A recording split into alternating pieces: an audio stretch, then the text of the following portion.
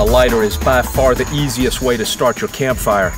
But if you're camping or hiking or you're on a bug out and your lighter runs out, the only thing you've got left is your backup striker, you might need a couple of things in your kit that will take a spark. So let's see what your options are.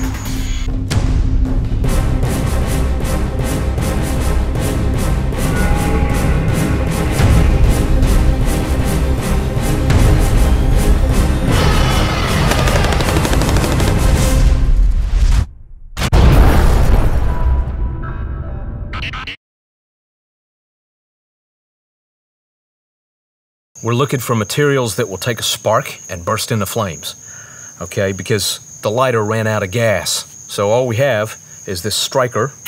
So what kind of materials do I have that will take a spark and ignite? Some things that are fairly easy to keep in my kit. We've got Char Cloth that I made in this Altoids can, Petroleum Jelly impregnated cotton balls, some dryer lint, and I've got some fat wood, which is a piece of pine heartwood that has a lot of resin in it. This is one I haven't tried before, and we're gonna find out today how it works. But I've got this candle, and what I'm gonna do is kind of smash the wick and try to spread it out and make it real fine and see if it'll take a spark. All right, so here's dryer lint, and it takes a spark. Watch this.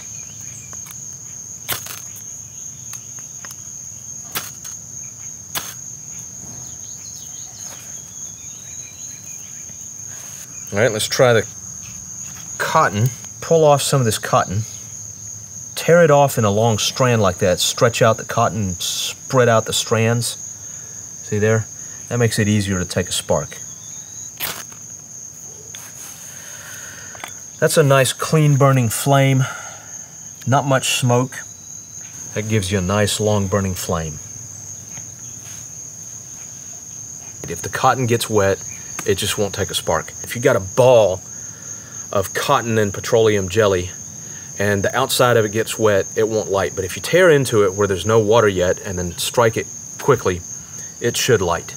Let's try the fat wood. If you get a stick of this fat wood and put a match to it, a piece about that thick, that'll burn like crazy. But if you want it to take a spark, you've got to have some really fine shavings.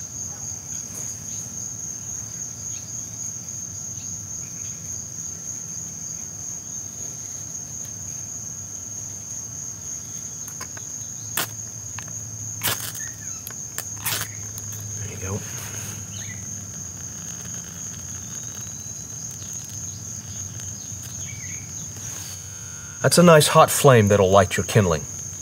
I made some char cloth in this Altoids can with one small hole poked in it. I'm not even sure you need that because it's not sealed all the way around. It can let the smoke out. But it's just some pieces of cotton.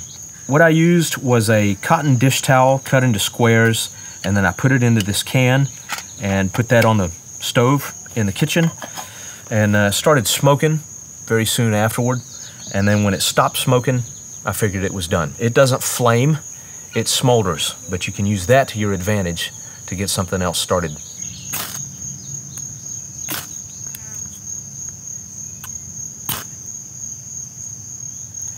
Okay, so you can see that little tiny patch there is smoldering. So you can see that as long as that is smoldering, it gives you plenty of time to wrap it up in a tinder bundle of dried grasses or that sort of thing. And then you can fan it or blow it in your hand and work that up into a flame. Probably the easiest thing to get is dryer lint. I mean, everybody's got that.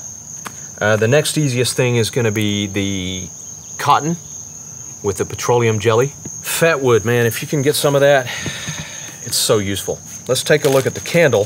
What I wanna do is flatten out this wick and see if I can somehow get it to take a spark.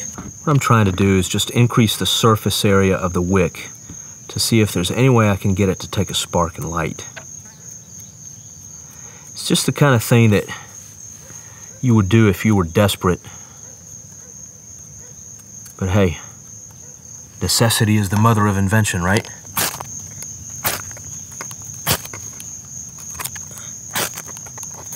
Check it out.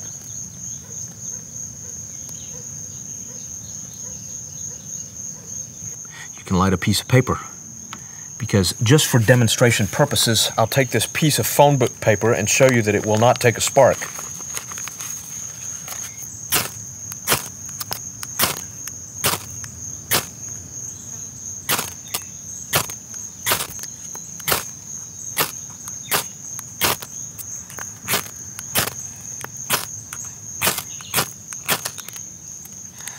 Well,